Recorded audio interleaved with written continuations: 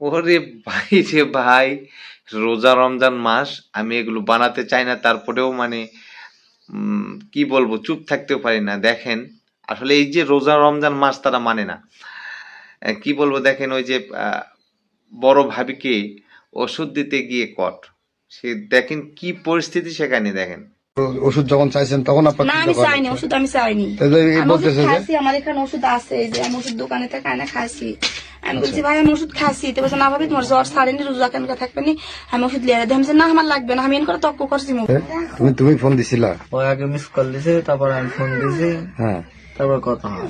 কি বিষয়ে কথা হয়েছে, কি মানে কি জন্য আসছো তুমি? কথা খারাপ বুঝাচ্ছে, বুঝছেন? হ্যাঁ, বুঝে জ্বর আইছে, আমি ওষুধ খাইছি, ও তো খাইছি না পাপড়ে, আবার এক্সট্রা এনেছি, বেড়াইছে এই কাহিনী বেড়াই দিয়েছে। না পারে জ্বরের ওষুধ দিতে আসে এই ঘটনা ঘটছে।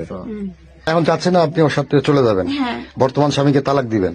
হ্যাঁ, সবকিছু অলরেডি হয়ে গেছে, কারণ আমার হয়ে গেছে।